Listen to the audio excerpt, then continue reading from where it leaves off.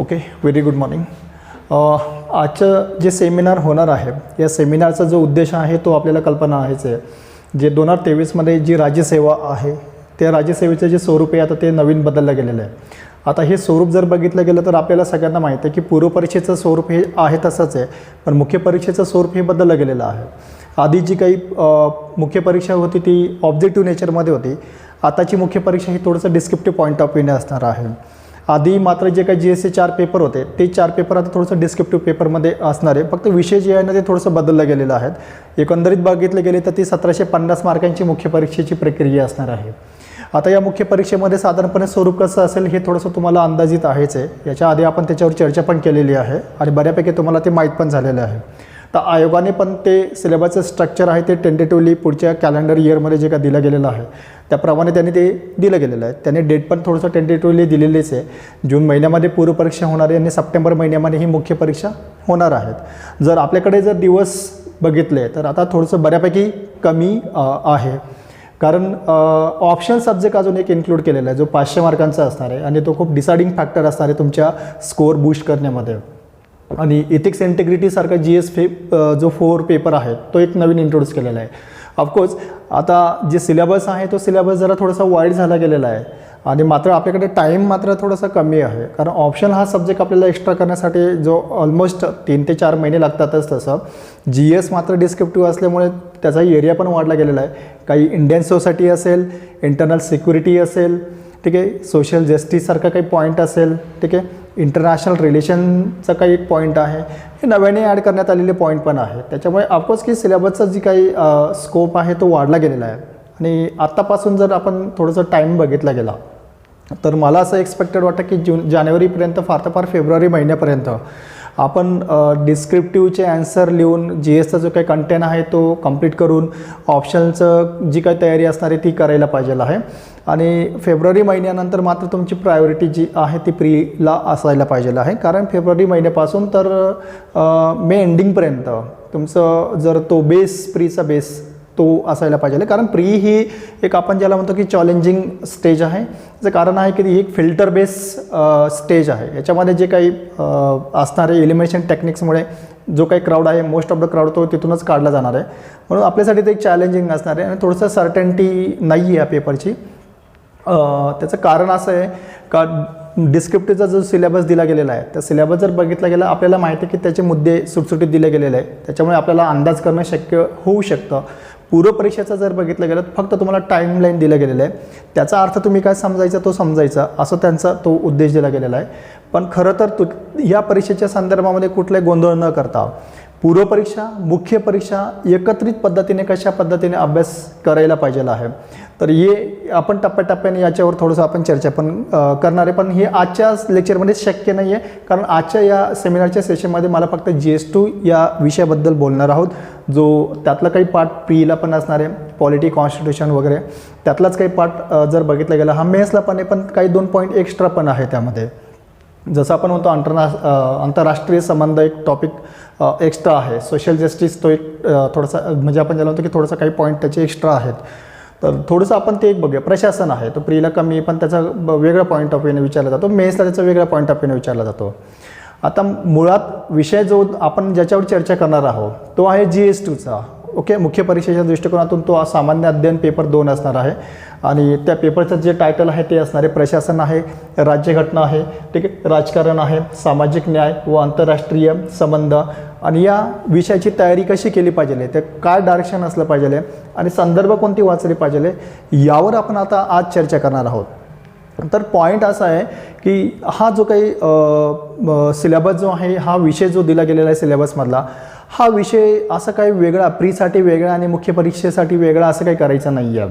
याच्यामध्ये मुळात जे काही 5 पॉईंट दिले गेलेले आहेत हे 5 पॉईंट तुमच्या समोर आहेत. या 5 पॉईंटमधून जर थोडंसं IRचा जर काही भाग बघितला गेला तर इंटरनॅशनल रिलेशनमध्ये ज्याला आपण म्हणतो भारत आणि आपल्या शेजारील जे काही राष्ट्र आहे यांच्याशी जे काही संबंधांचे जो स्वरूप कसं आहे त्याच्या समस्या काय आहे तो भाग वेगळा आहे. विकसित आणि विकसनशील देशांचा भारताच्या हितसंबंधावर काय परिणाम होतो, ठीक आहे, तो एक भाग सोडून द्यायचा आहे, कारण तो आता तुम्ही मेन्स नंतर प्री नंतर जरी केला तरी चालू शकतं. फक्त करंट अफेअर थोडंसं त्या पॉईंट ऑफ व्ह्यूने तुम्हाला कव्हर करावं लागणार आहे, कारण हा पेपर थोडासा आंतरराष्ट्रीय संबंध जर बघितला गेला थोडासा करंट अफेअर बेस पण जास्त पॉईंट असणार आहे. बाकी मात्र तुम्हाला तो प्रीला पण असणार आहे आणि मुख्यला पण असणार आहे. आता ह्या विषयाची तयारी करत असताना आपल्याला याचं महत्त्व पहिले समजून घ्यायचं आहे. आता हा जर पेपर जर बघितला गेला साधारणपणे या विषयाचे स्वरूप कशा आहेत, दोन पॉईंट ऑफ व्ह्यूने आपल्याला विचार करणं गरजेचं आहे. पूर्वपरीक्षेच्या पॉईंट ऑफ व्ह्यूने पण विचार करणं गरजेचं आहे आणि मुख्य परीक्षेच्या पॉईंट ऑफ व्ह्यूने पण विचार करणं गरजेचं आहे. याला अशी काही वेगळी तयारी करायची नाही आहे की पूर्वला वेगळी आणि मुख्य परीक्षेला वेगळी. जे तुमचे वाचन असणार आहे ते एकत्रितच असायला पाहिजे, जे पूर्वपरीक्षा पण आणि मुख्य परीक्षा पण. ठीक आहे, आणि त्याच पॉईंट ऑफ व्ह्यूने थोडंसं तुम्हाला तयारी करायची आहे, सेपरेट तयारी करण्याची गरज नाही आहे. दुसरी गोष्ट, कॉन्स्टिट्यूशन आणि पॉलिटी हे जे 2 पॉईंट दिले गेलेले आहेत. ठीक आहे, आणि प्रशासनसुद्धा, सामाजिक न्यायसुद्धा, हे जर पॉईंट बघितलं गेलं तर यामध्ये टेक्निकली जर बघितलं गेलं तर थोडंसं इन्फॉर्मेटिव्ह हा टॉपिक खूप आहे. आणि कॉन्स्टिट्यूशन आणि पॉलिटी जर बघितलं गेलं थोडंसं लिगल कॉन्सेप्ट आहेत. तर आपल्याला ऑफकोर्स की याच्या आधी काही जणांचं लॉ बॅकग्राऊंड नसल्यामुळे समजणं थोडंसं अवघड जातं. पण माझं असं वैयक्तिक मत आहे की थोडंसं संयम ठेवा. काही 2, 4, 8 टॉपिक झाल्यानंतर ठीक आहे तर ते थोडंसं ऑटोमॅटिक समजायला लागतं. म्हणजे आमच्या क्लासमध्ये तर हा एक्सपिरियन्स मुलांना आलेलाच आहे. काही 1-5-6 लेक्चर झाल्यानंतर हा विषय हा ऑटोमॅटिक समजायला लागतं. आपली एक मॅच्युरिटी त्या सब्जेक्टला येते. नवीन थोडंसं समजणं अवघड आहे. ठीक आहे, आता प्रीचं जर स्वरूप बघितलं तर त्यामध्ये काय आहे तर पूर्वपरीक्षेमध्ये साधारणपणे या विषयाला पूर्वपरीक्षेमध्ये जर बघितलं गेलं तर साधारणपणे 12 ते 15 क्वेश्चन जे आहेत ना ते ऑफकोर्स हमखास असणार आहे, जे पॉलिटी कॉन्स्टिट्यूशन या टॉपिकवर असणार आहेत. ठीक आहे, आता मुख्य परीक्षेला जर बघितलं गेलं तर GS2 जो आहे तो ऑफकोर्स 250 मार्कांना आहे. ओके, 250 मार्कांना GS2 करण्यात आलेला. ठीक आहे, सो तो आहे, त्यामुळे ते एक लक्षात ठेवा. त्याच्यानंतर मुख्य परीक्षेचं आणि पूर्वपरीक्षेचं हे मार्कांचं आपल्याला थोडासा अंदाज आलेलाच असणार आहे. विषयाचं स्वरूप जर बघितलं गेलं तर पॉलिटी कॉन्स्टिट्यूशन हा त्यातला जो काही पार्ट आहे तो पार्ट थोडासा डेफिनेट नेचरमध्ये आहे. फक्त एवढंच आहे की थोडंसं करंट कॉन्टेक्स्टमध्ये आपल्याला अपडेट असणं गरजेचंच आहे. ठीक आहे, त्याचं कारण असं आहे की मी असं का म्हणतो की डेफिनेट नेचरमध्ये, कारण तुम्ही इतर विषय जर बघितले गेले, फॉर एक्झाम्पल तुम्ही सायन्स बघितलं, फॉर एक्झाम्पल तुम्ही इकॉनॉमिक्स जर बघितलं गेलं तर त्यातले काही क्वेश्चन कधी विचारले ज्यावेळेला जातात तर त्यावेळेला आपल्याला सरप्रायझिंग वाटतं, यार मी हे तर वाचलेलं आहे पण हे आलं कुठून. पण पॉलिटी कॉन्स्टिट्यूशनच्या बाबतीमध्ये असं नसतं मित्रांनो. खूप इंटरेस्टिंग आहे, जे तुम्ही वाचाल ना त्याच्या संबंधितच काहीतरी असणार आहे. म्हणजे तुम्हाला असं सरप्रायझिंग वाटणार नाही आहे. मे बी फॅक्च्युअल गोष्टी एखादी इकडे तिकडे होऊ शकते, पण जो काही महत्त्वाचा जो काही पार्ट आहे ना तो एक असणार आहे. ठीक आहे, GS2चं जर बघितलं गेलं इन्फॉर्मेशन जास्त आहे, कंटेंट कमी, हे मी मगाशी तुम्हाला बोललो. आलं लक्षात. त्याच्यानंतर त्याचं महत्त्व काय आहे तर महत्त्व नक्कीच आहे. पूर्वपरीक्षा आणि मुख्य परीक्षेचा जर सिलेबस एकत्र केला गेला तर ते तुम्हाला ओव्हरलॅपिंग नेचरमध्ये दिसणार आहे. पॉलिटी कॉन्स्टिट्यूशन आणि प्रशासन ही प्रीला पण आहे आणि मुख्य परीक्षेला पण आहे. बरं, दुसरी गोष्ट असं आहे, महत्त्वाच्या पॉईंट ऑफ व्ह्यूने जर बघितला गेला तर पॉलिटी हा तुम्हाला इकडे लॉ आणि फंडामेंटल राईट वगैरे हे पॉईंट हे तुम्हाला इकडे तुम्हाला पण दिसणार आहे. इथिक्स इंटिग्रिटीमध्ये पण कामात येणार आहे. ठीक आहे, दुसरी गोष्ट असं आहे की हे समजल्याशिवाय तुम्हाला काही हिस्ट्रीमध्ये पण त्याचा काही पार्ट आहे तो दिसणार आहे. हिस्टॉरिकल आपण ज्याला म्हणतो की underpinning of the Indian constitution हा जर पार्ट बघितला गेला, ऐतिहासिक पार्श्वभूमी आहे, इतिहासामध्ये पण तुम्हाला ते दिसणार आहे. ठीक आहे, त्याच्यानंतर जर काही असा काही भाग आहे की तो इंटरनल सिक्युरिटीमध्ये बंद, जसं की सायबर क्राईम काय असतं, ऑर्गॅनाइज क्राईम कशाला काय आहेत, आपल्याकडे ऑर्गॅनाइज क्राईम बंद केले गेलेलं आहेत. आणि चर्चेमध्ये बघा आपण दहशतवादी ज्या काही संघटना आहेत त्यांच्यावर बंदी घालतो ना, त्याला पण ऑर्गॅनाइज क्राईमच म्हणत असतो. ठीक आहे, सो आणि हा पॉलिटीच्याच आधारावर तो एक पार्ट तुम्हाला दिसणार आहे तसं. ठीक आहे, आता या विषयाच्या समोरचे आव्हाने कोणतं आहेत? आव्हान मी तुम्हाला एकच सांगतो की एकच आहे की थोडंसं इनिशियल लेवलला ज्यावेळेला तुम्ही तयारीला लागणार आहे ते थोडंसं चॅलेंजिंग वाटणार आहे, कारण तो लगेच समजणारा सब्जेक्ट असा नाही आहे, थोडंसं लिगल लँग्वेजमध्ये आहे. म्हणून थोडंसं तुम्ही पेशन्स ठेवायचं आहे, ऑटोमॅटिक समजलं जाईल तसं. अजून एक पॉईंट असा आहे की थोडंसं करंट अपडेट असल्यामुळे थोडंसं तुम्हाला काही गोष्टी एक्स्ट्रा एफर्ट्स घ्यावे लागणार आहे, ते एक थोडंसं चॅलेंज असणार आहे. ठीक आहे, त्याच्यानंतरचा नेक्स्ट पॉईंट जर बघितला गेला तर नेमका कंटेंट कुठून वाचायचा, आणि ही सगळ्यात मुळात म्हणजे ज्यांनी कोणी आधीची राज्यसेवा दिलेली असेल किंवा आता नवीन कोणी येणार असेल तर त्यांना या विषयासाठी तयारी करत असताना तो कंटेंट कुठून वाचायचा या बाबतीमध्ये सर्वाधिक डाऊट आहे.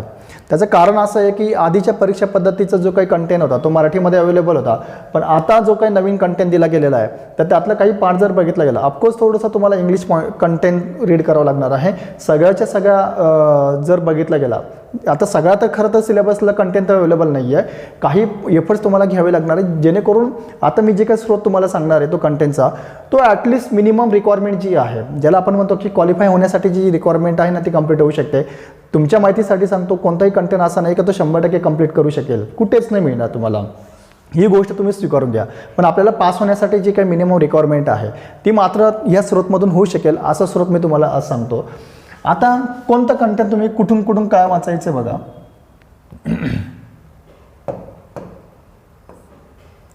तर काही बेसिक रेफरन्सेस आणि काही ॲडव्हान्स रेफरन्सेस तुम्हाला कव्हर करायचे आहे.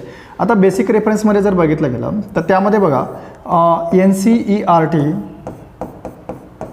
ही टेक्स्ट बुक्स वाचायची आहे. आता NCERTमध्ये कोणती कोणती बेसिकली तुम्ही करायचं आहे, तर NCERTमध्ये बघा 7 स्टँडर्डचं एक बुक आहे. ठीक आहे, थोडंसं ऑफकोर्स इंग्लिशमध्ये कंटेंट आहे पण इंटरेस्टिंग आहे, सोप्या लँग्वेजमध्ये समजून घ्यायला पण थोडंसं सोपं आहे. 7 स्टँडर्डमध्ये सोशल आणि पॉलिटिकल लाईफ म्हणून ही 7 स्टँडर्डचं पुस्तक आहे. ठीक आहे, त्याच्यानंतर जर बघितलं गेलं तर 8 स्टँडर्डचं आणि 9 स्टँडर्डचं एक बुक आहे. तर डेमोक्रॅटिक पॉलिटिक्स हा फर्स्ट पार्ट 9मध्ये दिला गेलेला आहे आणि 10मध्ये आहे डेमोक्रॅटिक पॉलिटिक्स हा सेकंड पार्ट दिला गेलेला आहे. आणि थर्ड जर बघितलं गेला 11चं इंडियन कॉन्स्टिट्यूशन ॲट वर्क, भारतीय राज्यघटना जी तयार केली गेलेली आहे ती कशा पद्धतीने काय काय तरतुदी ज्या आहेत महत्त्वाच्या तरतुदी वगैरे ते सांगण्यात आलेलं आहे. 7 स्टँडर्डच्या बुकमध्ये तुम्हाला सांगतो की इक्वॅलिटी का आहे, डेमोक्रेसी का आहे, जस्टिस कशाला म्हटलं जातं, खूप अशा सुंदर 8 स्टँडर्डचं पुस्तक, त्याच्यामध्ये स्टोरी वगैरे दिल्या गेलेल्या आहेत. फॉर एक्झाम्पल इक्वॅलिटी जर हा टॉपिक घेतलेला असेल तर त्याच्यामध्ये खूप इंटरेस्टिंग त्यांनी 2 अशा काही सिच्युएशन दिल्या गेलेल्या आहेत. एक जर बघितला गेला त्याला आपण म्हणतो मताचा अधिकार दिला गेला पण सगळ्यांना दिला गेलेला आहे का, भारतीय राज्यघटनेमध्ये दिला गेलेला आहे पण तरी काही प्रमाणामध्ये आपल्याला विषमता दाखवली जाते. मग विषमतेचे काही उदाहरण दिले गेलेलं आहेत. म्हणजे आपण म्हणतो की इक्वॅलिटी आहे असं नाही आहे, समानता आहे असं नाही, काही उदाहरण त्यांनी दिले गेलेले आहे. उदाहरणार्थ जातीच्यामध्ये याच्यामध्ये विषमता आहे. ठीक आहे, उदाहरणार्थ संस्कृतीमध्ये विषमता दिली गेलेली आहे. एक स्टोरीमध्ये त्यांनी संस्कृतीचं विषमतेचं एक सुंदर उदाहरण दिलं गेलेलं आहे. जसं की काही एक ठराविक नावं असतात किंवा तुम्ही जर कधी फ्लॅट वगैरे सर्च करायला गेलात तर तुमचं नाव जर विचारलं गेलं तर तुम्ही एका वेगळ्या आडनावाचे जर दिसला गेलात मग त्यात साधारणपणे असं विचारलं जातं की तुम्ही नॉनव्हेज खातात का, मग तुम्हाला ते फ्लॅट रेंटने देणं टाळलं जातं. अशी स्टोरी दिली गेली. याचा अर्थ असा काय आहे की खाद्यपदार्थावरनं सुद्धा आपल्याकडे भेदभाव आहे, म्हणजे इक्वॅलिटी नाही आहे. इंटरेस्टिंग आहे, समजून घेतलं तर खूप ते फक्त त्यावर डिपेंड आहे. ठीक आहे, आता दुसरी गोष्ट, आता हे झालं NCERTचं. दुसरं जर बघितलं गेलं तर लक्ष्मीकांतचं एक सोर आहे, लक्ष्मीकांत. ठीक आहे, सो लक्ष्मीकांत हे एक रेफरन्स बुक वापरलं जातं.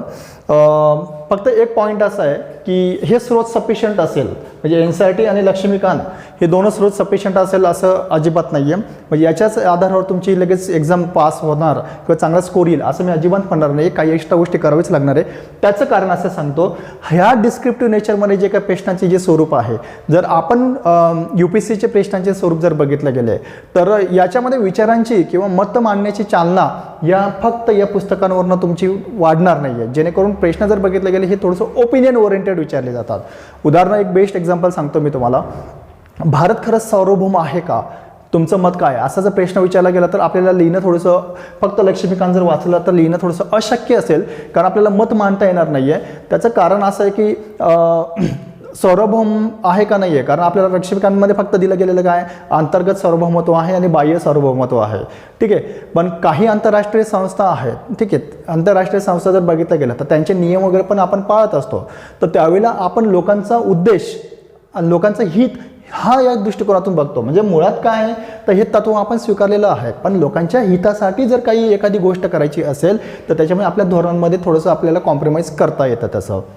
ठीक आहे, सो त्या गोष्टी दिल्या गेलेल्या आहेत. त्याच्यानंतर अजून लक्ष्मीकांतचा एक ड्रॉबॅक आहे, लक्ष्मीकांतमध्ये कुठल्याही प्रकारचं विश्लेषण दिलं गेलेलं नाही आहे. लक्ष्मीकांतमध्ये थोडंसं डिबेट वगैरे दिलं गेलेलं नाही आहे. लक्ष्मीकांतमध्ये थोडंसं आपण म्हणतो की करंट अफेअर्सशी थोडंसं रिलेट केलं गेलेलं नाही आहे. ठीक आहे, म्हणजे तुम्हाला थोडक्यात असं म्हणेन, मला असं वाटतं की थोडंसं क्युरिसिटी जी आहे ना ती थोडीशी कमी वाटू शकते मे बी. पण याच्या रिलेटेड जर आता का असं आहे, कारण संविधानामध्ये दिल्या गेलेल्या ज्या तरतुदी आहेत त्याच तरतुदीच लक्ष्मीकांतमध्ये दिल्या गेलेल्या आहेत. आणि या तरतुदी तुम्हाला लक्षात घ्या की काही तरतुदी जर बघितल्या गेल्या त्या स्पष्ट अर्थाने दिल्या गेलेल्या नाही. ते समजून घेण्यासाठी जर बघितलं गेलं तर आपल्याला काही ॲडिशनल गोष्टी, एक्स्ट्रा गोष्टी ज्या मी पुढे सांगणारच आहे ते तुम्हाला करावं लागतील. ठीक आहे, तेव्हा तुम्हाला एखाद्या विषयावर तुम्हाला मत लिहिता येऊ शकणार आहे. उदाहरणार्थ रिझर्वेशनच्या बाबतीमध्ये मत तुम्हाला लगेच याच्या तरतुदींवरून लिहिता येणार नाही आहे, पण रिझर्वेशनच्या संदर्भामध्ये सर्वोच्च न्यायालयाने जे काही आत्तापर्यंत निर्णय दिलेले आहेत, ह्या ज्या 2-3 गोष्टी जर तुम्ही एक्स्ट्रा केल्या गेल्या तर नक्कीच तुम्हाला ते जे काही रिझर्वेशनवर जास्तीत जास्त अधिकाधिक माहिती चांगल्या प्रकारची लिहिता येऊ शकते.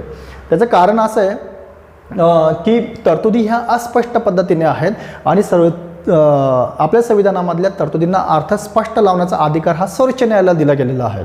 ठीक आहे, म्हणून मी असं म्हणेन की या 2च टेक्स्टबुकवर तुमचं जर बघितलं गेलं तर कंप्लीट तयारी होऊ शकते असं नाही आहे. मग आता अशा कोणत्या गोष्टी आहे का तुम्हाला एक्स्ट्रा वाचायच्या आहेत, मग ते एक्स्ट्रा वाचण्यासाठीच्या तरतुदी बघा, एक्स्ट्रा टूल्स बघा कोणत्या आहेत. मग त्यामध्ये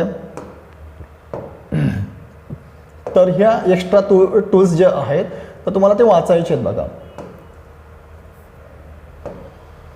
ठीक आहे, यामध्ये सर्वोच्च न्यायालयाचे जे काही निर्णय आहेत ना ते तुम्ही एक्स्ट्रा आपल्याला वाचायचे आहेत. ठीक आहे, संविधान सभेमध्ये जे काही चर्चा झाली गेले ते एक्स्ट्रा पॉईंट वाचायचे आहेत आणि बेर ॲक्टमध्ये जे दिले गेलेले तरतुदी आहेत ते सुद्धा तुम्हाला वाचायचं. आता मी याचा तुम्हाला एक अर्थ सांगतो की सर्वोच्च न्यायालयाचा निर्णय, ठीक आहे, सर्वोच्च न्यायालयाचे जे काही विविध तरतुदींच्या संदर्भामध्ये सर्वोच्च न्यायालयाने जे काही मत दिलं गेलेलं आहे ते तुम्ही का वाचलं पाहिजे, त्याचा एक बेस्ट एक्झाम्पल सांगतो तुम्हाला. मगाशी मी तुम्हाला बोललो की भारतीय राज्यघटनेमध्ये दिलेल्या तरतुदी ह्या स्पष्ट पद्धतीने आहेत असं नाही आहे. मग कोणत्या अशा तरतुदी, जसं मी तुम्हाला एक एक्झाम्पल दिलं सार्वभौमत्व. दुसरं जर बघितलं गेलं तर भारतीय राज्यघटनेमध्ये ज्याला अनटचेबिलिटी क्लिअर दिली गेलेली नाही आहे. तिसरी गोष्ट आपण असं एका एक्झाम्पल देऊ शकतो की अँटी डिफेक्शन पंचांतर बंदी जो कायदा आहे त्याच्यासुद्धा स्पष्टपणे असं दिलं गेलेलं नाही आहे. अजून एक गोष्ट जर बघितली गेली केंद्र आणि राज्य संदर्भामध्ये जर बघितलं गेलं तर बऱ्याच काही गोष्टी अशा क्लिष्ट आहे म्हणून केंद्र आणि राज्यामध्ये वाद होत असतात. मग अशा वेळेला सर्वोच्च न्यायालयाचं एकच काम आहे की त्याच्यामध्ये स्पष्टता आणणं. ठीक आहे, कारण आपली राज्यघटना जर बघितली गेली मुळात ही रिजिड नाही आहे. ठीक आहे, म्हणजे our constitution is open to change. ठीक आहे, आपल्या राज्यघटनेमध्ये समाज परिस्थिती बदलल्यानुसार, टाईम बदलल्यानुसार त्याच्यामध्ये बदल केला जातो, पण त्या 2 प्रक्रियेने बदल केला जातो. त्यातली एक प्रक्रिया जर बघितली गेली तर संसदेला तो एक अधिकार आहे कायदा करण्याचा. ठीक आहे, घटनादुरुस्ती आपण त्याला म्हणत असतो. ठीक आहे, दुसरी गोष्ट प्रक्रिया जर बघितली गेली तर सर्वोच्च न्यायालयाच्या जर बघितलं गेलं तर त्याच्यामध्ये सुद्धा बदल करण्यास हे आहे, अर्थ प्राप्त करून देत असतो. ठीक आहे, आणि आता त्याचं एक उदाहरण देतो मी. सर्वोच्च न्यायालय कधी कधी काही तरतुदी अशा आहेत की अर्थ स्पष्ट करण्याचं जर एक्झाम्पल बघितलं, उदाहरणार्थ आपण राईट टू प्रायव्हसीचं एक्झाम्पल घेऊ शकतो. आधारांच्या संदर्भामध्ये आधार कार्ड जे आहे त्याच्यावर काही इश्यू झाले गेले होते आणि राईट टू प्रायव्हसी जो आहे ना तो आणण्याचा प्रयत्न केला गेलेला आहे. सर्वोच्च न्यायालयाने काय असे निर्णय दिले गेले, उदाहरणार्थ केशवानंद भारती खटल्यामध्ये सांगितलं गेलेलं आहे घटनेचा जो काही मूलभूत संरचनेचा जो भाग आहे तुम्ही काढू शकत नाही आहे. ठीक आहे, अजून काही बघितलेलं बघा, SR बोमई खटल्यामध्ये सर्वोच्च न्यायालयाने खूप चांगल्या पद्धतीने सांगितलं गेलं आहे केंद्र आणि राज्याच्या संदर्भामध्ये कशा पद्धतीने चांगले संबंध राहतील. म्हणजे 356चा जर वापर जो आहे राजकीय दृष्टिकोनातून राजकीय द्वेषापायी तुम्ही वापरू शकणार नाही आहे. ठीक आहे, हा एक निर्णय दिला गेलेला आहे. अरुणा शानबाग जे आहे तिचं पण एक सुंदर याच्यामध्ये ते सर्वोच्च न्यायालयाने दिलं गेलेलं आहे. ठीक आहे, इथेनेसियाच्या याच्या बाबतीमध्ये सर्वोच्च न्यायालयाने सांगितलेलं की पॅसिव्ह इथेनेसिया चालेल, इच्छामरण. ठीक आहे, ॲक्टिव्ह इच्छामरण जे आहे, ॲक्टिव्ह इथेनेसिया जो आहे तो हे आहे अलाउड नाही आहे इंडियामध्ये. अजून सर्वोच्च न्यायालयाचा जर निर्णय अलीकडे जर बघितला गेला त्याला आपण म्हणतो तिन्ही कृषी कायद्यांचं बघा, त्याच्यामध्ये काही निर्णय दिले गेलेले आहेत. किंवा कोविडमध्ये बघा 1 नेशन 1 रेशन कार्ड आणायला सांगितलं होतं. म्हणजे घटनेमध्ये तशी धोरणांमध्ये सुद्धा बदल करण्याला सर्वोच्च न्यायालय पार पाडतं, म्हणजे केंद्राला सांगू शकतं की यामध्ये बदल करावा असा. म्हणून आपल्या राज्यघटनेमध्ये सुद्धा ते बदल केले गेलेले आहेत. म्हणजे त्या तरतुदीने स्पष्टता आणण्याचा प्रयत्न केला जातो आहे, म्हणून त्याच्यासाठी हे महत्त्व आहे. तसं बघा, त्यामुळेच इम्पॉर्टंट आहे की ज्यावेळेला एक प्रश्न विचारला जातो, समजा तुम्हाला रिझर्वेशन जे आहे म्हणजे सर्वोच्च न्यायालयाने 103वी जी घटना दुरुस्ती आहेत, ठीक आहे, ज्याला आपण म्हणतो की आर्थिक कमकुवत घटकांना जे काही रिझर्वेशन जे आहेत त्याला होकार दिला गेलेला आहे. मग त्याबद्दल तुमचं मत काय आहे? मग मत सांगत असताना काही गोष्टी इंदिरा साहनीचं तुम्ही खटल्याचं एक्झाम्पल देऊ शकतात. त्याच्यामध्ये सर्वोच्च न्यायालयाने सांगितलं होतं की 50% अधिक रिझर्वेशन नको पाहिजे आहे. ठीक आहे, मग थोडंसं संविधानामधल्या तरतुदीमध्ये स्पष्टता आहे का नाही आहे. म्हणजे बघा तुम्ही की जसं आपण म्हणतो की आर्थिक कारणास्तव राज्यघटनेमध्ये दिले गेलेलं का की म्हणजे रिझर्वेशन अलाउ केलं आहे का. ठीक आहे, सो ह्या गोष्टी थोडंसं तुम्ही बघू शकता. तसं दुसरं पॉईंट, संविधान सभेतील जे काही चर्चा आहे ज्याला आपण म्हणतो कॉन्स्टिट्यूशनल डिबेट. बघा, तर काही लोकांचं मत काय होतं एखाद्या तरतुदीवर, ते मत इम्पॉर्टंट आहे. तुम्ही तिथं व्हॅल्यू ॲडिशन आन्सरमध्ये टाकू शकतात. त्याचं कारण असं आहे का हे जर व्हॅल्यू ॲडिशन म्हणून त्यांचं मत जर टाकलं गेलं, ऑफकोर्स की तुम्हाला एक्स्ट्रा मार्क्स जे आहेत इतरांपेक्षा एक्स्ट्रा मार्क्स जे आहेत ना ते फेच करता येऊ शकतात. बघा डिस्क्रिप्टिव्ह नेचरमध्ये एक अपेक्षित काय असतं की तुमचा आन्सर तुमच्याकडे किती नॉलेज आहे हे इम्पॉर्टंट नाही आहे, इतरांपेक्षा तुमचा आन्सर आणि ते रिलेव्हंटमध्ये किती चांगल्या पद्धतीने लिहू शकतात त्यामुळेच तुम्हाला एक्स्ट्रा मार्क्स मिळू शकतात. असं आता कॉन्स्टिट्युशनल ज्याला आपण म्हणतो की कॉन्स्टिट्युशनल असेंब्ली किंवा संविधान समिती ज्यावेळेला स्थापन करण्यात आली तिच्या मागचा काही उद्देश होता. तर उद्देश काय होता की समाजातील सर्व घटकांना न्याय देता यायला पाहिजे आहे या संविधानातून. म्हणून संविधान सभेमध्ये प्रत्येक घटकातले सदस्य जे आहेत समूहातील प्रत्येक जाती धर्मातल्या व्यक्तींचा समावेश करून घेण्यात आलेला होता. त्यांचे विचार इथं मागितले गेले होते की तुमचं काय मत आहे. तसं बेस्ट एक्झाम्पल मी तुम्हाला सांगतो. जसं की जसपाल सिंग मुंडा जे होते, ठीक आहे, आपण ज्याला होतं की आदिवासी जमातमधले, ठीक आहे, ते व्यक्ती होते आणि ऑलिम्पियामध्ये त्यांचं रिप्रेझेंटेशन त्यांनी पण केलेलं होतं आणि त्यांचं मत मागितलं गेलं होतं की तुमचं अनुसूचित जमातीच्या संदर्भामध्ये तुमचं मत काय आहे. त्यांनी खूप सुंदर दिलं गेलं होतं की अनुसूचित जमाती जी आहे आपण ज्याला म्हणतो की आदिवासी हे जंगली म्हणून हिणवले जातात, ठीक आहे, म्हणून त्यांना सन्मान मला अपेक्षित आहे आणि मला अभिमान आहे की जंगली म्हणून मी किंवा आदिवासी जमातीमध्ये मी जन्माला आलेलो आहे. मग नक्कीच की लोकशाही खरं त्यांच्याकडनं आपल्याला शिकता येऊ शकते आणि या लोकांना जर कधी तुम्ही चांगल्या तरतुदी करून दिल्या गेल्यात नक्कीच ही संविधान स्वीकारू शकतील. मित्रांनो, संविधानमध्ये अशा तरतुदी केल्या आणि सगळ्यांनी स्वीकारावं असं त्यावेळीचं खरंच मत होतं. म्हणून सगळ्यांना न्याय देण्याचा प्रयत्न, संविधानामध्ये सगळ्यांना न्याय देण्याचा प्रयत्न केला म्हणून तर सगळ्यांनी स्वीकारले ते. त्याच्यामुळे ते एक एक्झाम्पल तुम्ही देऊ शकतात. उदाहरणार्थ काही मायनॉरिटीमधले काही लोक होते त्यांनी सुद्धा काही मागण्या केल्या होत्या की मुस्लिम कम्युनिटीसाठी हे असलं पाहिजे वगैरे वगैरे, ठीक आहे. उदाहरणार्थ मागासवर्गीयांसाठी बाबासाहेब आंबेडकरांचं मत होतं, ठीक आहे, आणि म्हणून तर बघितलं गेलं तर रिझर्वेशन पॉलिसी एक आणली गेलेली आहे. जसं जसपाल सिंग मुंडांचं एक एक्झाम्पल दिलं होतं. म्हणून आपण म्हणतो की 5वी आणि 6वी अनुसूची जी टाकण्यात आलेली आहे त्याच्या मागचं ते एक्झाम्पल आहे तसं, ठीक आहे. अजून एक बेस्ट एक्झाम्पल, ज्यावेळेला बाबासाहेब आंबेडकरांना एक पत्रकार परिषदेमध्ये प्रश्न विचारण्यात आलेला होता की भारतीय राज्यघटना आणि भारताची लोकशाही याच्या बाबतीमध्ये तुमचं मत काय आहे. त्यांचं खूप सुंदर उत्तर होतं की the top soil of the Indian constitution that have put on the undemocratic people of India. म्हणजे भारतातल्या ज्यांना लोकशाही माहीत नाही आहे अशा लोकांच्या हातात आपण राज्यघटना देतो आहे, ठीक आहे. आणि आपल्या लोकांच्या बाबतीमध्ये थोडीशी जाण नाही आहे म्हणून त्यांनी एक सांगितलं होतं बघा की विविध धर्माने, विविध जातीने, विविध संस्कृतीने असलेला देश आहे आणि ही राज्यघटना सगळ्यांनी स्वीकारावं असं जर आपलं मत सगळ्यांना जर वाटत असेल तर जे काही आहे त्यांना सगळं न्याय मिळेल असं लिहून टाका. म्हणून आपण म्हणतो की भारतीय राज्यघटना ही खूप मोठी आणि लेंदी राज्यघटना आहे, ठीक आहे. सो ते दिलं गेलेलं म्हणजे सगळ्यांसाठी बघा मूलभूत अधिकारांची जेवढी एक आपण म्हणतो ना की एक्सप्लिसिटली जेवढे तरतुदी केल्या गेलेल्या आहेत ते कोणत्याही राज्यघटनेमध्ये नाही, जेवढं आपल्या भारतीय राज्यघटनेमध्ये आहे तसं, ओके. म्हणून ते डिबेट तुम्हाला एक्स्ट्रा मार्क्स मिळवण्यासाठी तुम्ही जे आहेत ना ते पॉईंट टाकू शकतात. आता बेर ॲक्ट, बऱ्याचदा तुम्हाला काही जणांनी सांगितलं असेल बेर ॲक्ट वाचायला पाहिजे, पण मी त्याचं कारण सांगतो बेर ॲक्ट का वाचलं गेलं पाहिजे आहे. जसं मी तुम्हाला बोललो की लक्ष्मीकांतमध्ये दिलेल्या तरतुदी ह्या स्पष्ट नाही आहेत आणि आपल्याला त्या तरतुदी वाचल्यानंतर आपल्याला अंदाज बांधता येत नाही की काय लिहायला पाहिजे आहे. बघा बेर ॲक्टमध्ये काही प्रोव्हिजन जर बघितलं गेलं ते कॉमेंट्री फॉर्ममध्ये दिलं गेलेलं आहे आणि ते ज्या तरतुदी ज्या आहेत त्या आपल्याला फक्त काय आहे स्पष्टीकरणात्मक संदर्भ म्हणून त्या तरतुदी आपल्याला घ्यायच्या आहेत. बेर ॲक्ट काय करायचं तुम्ही शॉर्टवाला घ्यायचा आहे, कमी पेजेसवाला, खूप मोठा घ्यायचा नाही आहे, नाही तर ते तुम्हाला कळणार नाही तसं, ठीक आहे. बघा थोडंसं हार्डवर्क करावं लागेल हे नक्कीच आहे कारण इंग्लिशमधून काही सुरुवात तुम्हाला वाचावीच लागणार आहेत. ऑफकोर्स त्याला तुम्हाला शॉर्टकट चालणार नाही, तुम्हाला त्याच्यातनं आपण म्हणतो ना की पळवाट काढून उपयोग नाही आहे, नाही तर मग तुम्ही पास होऊ शकणार नाही आहे, हे तुम्ही स्वतःला स्वीकारलं पाहिजे आहे.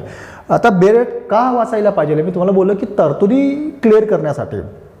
आणि ज्यावेळेला तुम्ही लक्ष्मीकांतच्या वाचायला सुरुवात करणार त्यावेळेला बेर ॲक्टसुद्धा तुम्ही जवळच ठेवलं पाहिजे.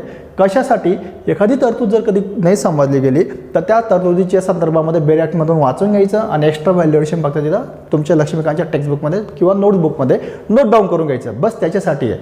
कव्हर टू कव्हर म्हणतो ना आपण लाईन टू लाईन वाचण्याची गरज नाही आहे. जर वाचलं तर तुम्हाला काही उपयोग नाही कारण एवढं आपल्याला गरजेचं नाही आहे. सिलेबस जो दिला गेलेला ना आपल्याला गरजेपुरता जेवढं आहे तेवढं ते करायचं आहे. एक्स्ट्रा नॉलेज मिळवण्यात काही पॉईंट नाही आहे कारण एक्झाममध्ये अपेक्षित काय असतं, they are not going to test your extra knowledge. तुमच्याकडे काय आहे ना ते त्यांना इंटरेस्ट नाही आहे. आम्ही दिलेल्या प्रश्नांचं उत्तरांचं तुम्ही फक्त व्यवस्थित पद्धतीने मांडणी करून आम्हाला जे अपेक्षित आहे तशा पद्धतीने तुम्ही उत्तर द्या, एवढं त्यांना अपेक्षित आहे. म्हणून आपली जी गरज आहे ना तेवढी गरजेपुरतं आपल्याला कंटेंट असलं पाहिजे आहे. आलं लक्षात. सो ते इम्पॉर्टंट आहे तसं. हे झाले स्रोत.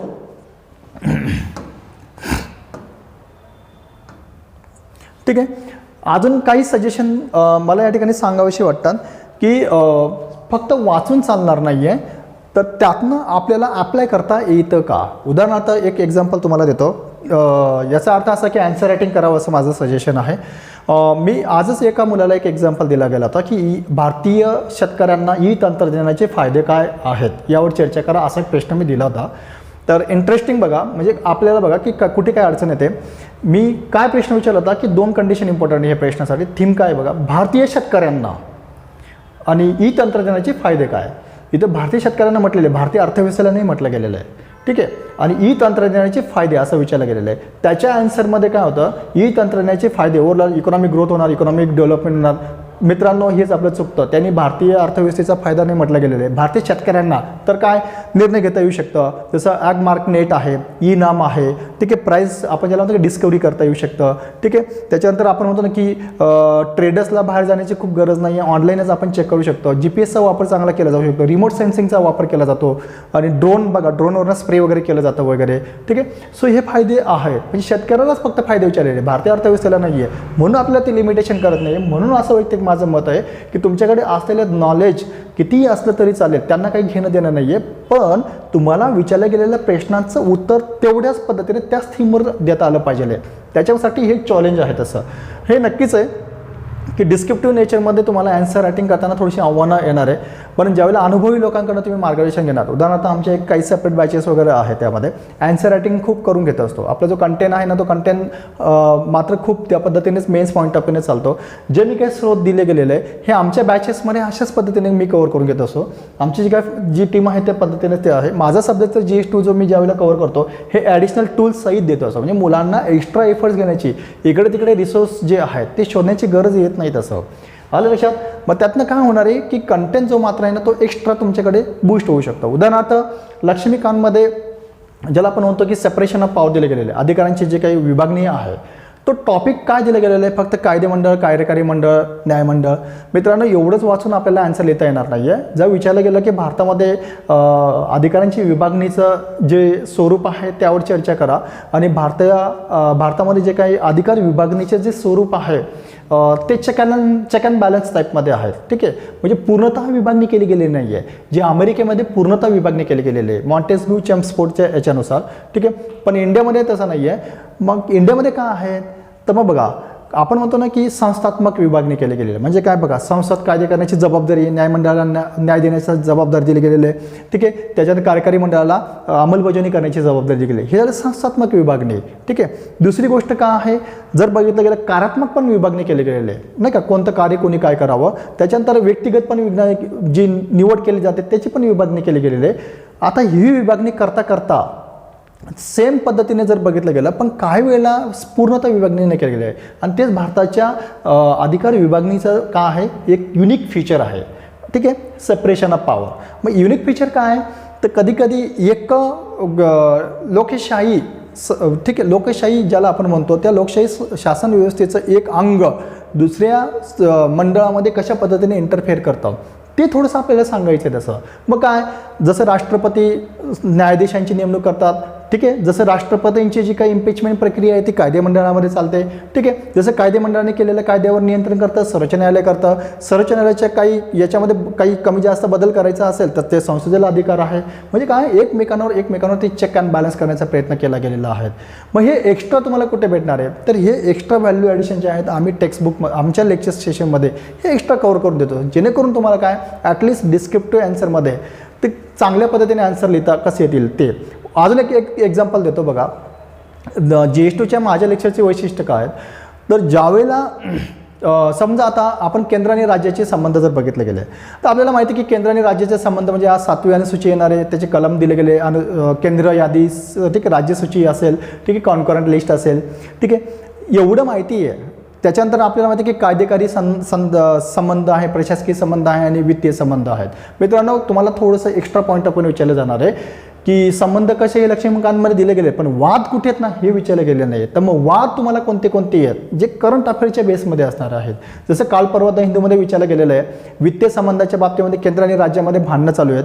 ठीक आहे, म्हणजे कॅगने पण ते थोडंसं धारेवर धरलं होतं की केंद्र शासन जरा थोडंसं हिपोक्रेसी करते. म्हणजे हिपोक्रेसी म्हणजे काय, ढोंगीपणा करते. म्हणजे केंद्रांना दिला गेलेलं जे अनुदान आहे त्याचा आकडा खूप मोठा दाखवतो आहे, पण ॲक्च्युली तेवढं दिलं जातं का, किंवा केंद्र आणि राज्यांना जे अनुदान देताना भेदभाव करतं आहे का. मग अशा पद्धतीने ते आर्टिकल द हिंदूला आलं गेलं होतं. म्हणजे काही थोडंसं तुम्हाला ॲडिशनल करंट अफेअर द हिंदूमधून पण करायचं आहे. तसं आता मी तुम्हाला बोललो की केंद्र आणि राज्याच्या संबंधामध्ये आपल्याला 7व्या अनुसूची माहिती आहे. केंद्र कधी राज्यांना निर्देशन देऊ शकतं हे माहिती आहे, कसं नियंत्रित करतं हे आपल्याला माहिती आहे, आणीबाणी वगैरे. पण आपल्याला समजा वाद विचारले गेले तर लक्ष्मीकांतमध्ये तिथं नाही आहे. मग वाद कोणते, उदाहरणार्थ सेंट्रली स्पॉन्सर ज्या स्कीम्स आहेत, केंद्राने दिलं गेलेली एखादी असेल, जसं MG नरेगा असेल, तर राज्यांवर अंमलबजावणी करण्याची जबाबदारी आहे. मग राज्यांकडे तेवढे स्रोत आहेत का, वित्तीय स्रोत आहे का. ऑफकोर्स मग राज्य केंद्राला म्हणायला आम्हाला पण मदत करा, ती वाद होऊ शकतं. उदाहरणार्थ सेकंड NCTCचं घ्या, नॅशनल काउंटर टेररिझम सेंटर जे आहेत ना, केंद्र आणि राज्यां मिळून एकत्रित येऊन ते थोडंसं संबंधामधून ते सेंटर असलं पाहिजे, जेणेकरून आपले जे काही टेररिस्ट आहेत त्यांना कंट्रोल करता येऊ शकतात. त्याच्यावरून वाद आहे. GSTचं एक्झाम्पल तुम्ही घेऊ शकता. ठीक आहे, सो असे काही विषय आहेत केंद्र आणि राज्यांमधले वाद, याच्यावर चर्चा करायला जर विचारली गेली तर आपल्याकडे तेवढं कंटेंट असायला पाहिजे आहेत. उदाहरणार्थ मग आता वाद कमी होतील याच्या बाबतीमध्ये कोणी सजेशन दिलं गेलेलं आहे का, तर ऑफकोर्स पंच कमिशनचं तुम्ही सजेशन देऊ शकतात. जसं आपण ज्याला म्हणतो की सरकारी कमिशनचं देऊ शकतात. सरकारी कमिशनने सांगितलं होतं बघा की फंक्शनल जे काही आहे डिस्ट्रीब्युशन ऑफ पॉवर ती चेंज नको करायला पाहिजे. त्यांची कार्य आहे ना ती तसंच राहू द्या, केंद्राला मजबूत असायलाच पाहिजे आहे. फक्त एकच आहे, केंद्राने अतिरिक्त राज्यांच्या स्वायत्ततेमध्ये हस्तक्षेप करू नये हे त्यांनी सजेशन दिलं गेलं होतं. मग त्यांनी म्हटलं की राष्ट्रपती राजवट फार तर फार क्वचित याच्यामध्ये वापरली गेली पाहिजे. SR बोमई खटल्यामध्ये सांगितलं होतं की ज्याला आपण म्हणतो की 356 राष्ट्रपती राजवट जी लावली जाते ती क्वचितच वापरली गेली पाहिजे आहे. सो एक्स्ट्रा गोष्टी ज्या आहेत ते तुम्हाला माहीत असल्या पाहिजे, जेणेकरून तो एक्स्ट्रा कंटेंट तुम्हाला इतरांपेक्षा वेगळ्या पद्धतीने असेल आणि तुम्हाला जास्तीत जास्त मार्क्स मिळतील.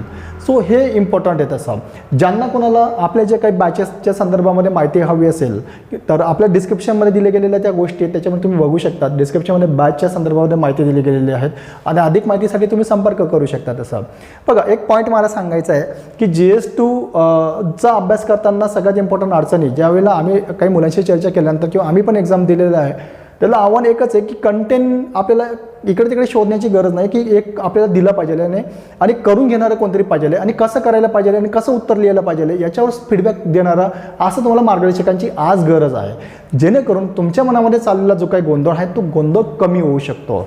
ओके, एवढं माझं आजचं सेशन आहे. पुढच्या सेशनमध्ये तुम्हाला नक्कीच अजून काही गोष्टी आपल्या यूट्यूब सेशनला तुम्ही लाईक केलं, सबस्क्राईब जर केलं तर अपडेट तुम्हाला येत राहतील. टेलिग्राम चॅनलवर तुम्हाला इन्फॉर्मेशन मिळेल. जर इनकेसमध्ये आम्ही ज्यावेळेला डेली क्वेश्चन्स वगैरे देत असतो तर त्यांचे आन्सर्स वगैरे तुम्ही पाठवू शकतात, त्यातले एक्स्ट्रा फीडबॅक्स वगैरे तुम्हाला दिलं जाऊ शकतं. ओके, धन्यवाद.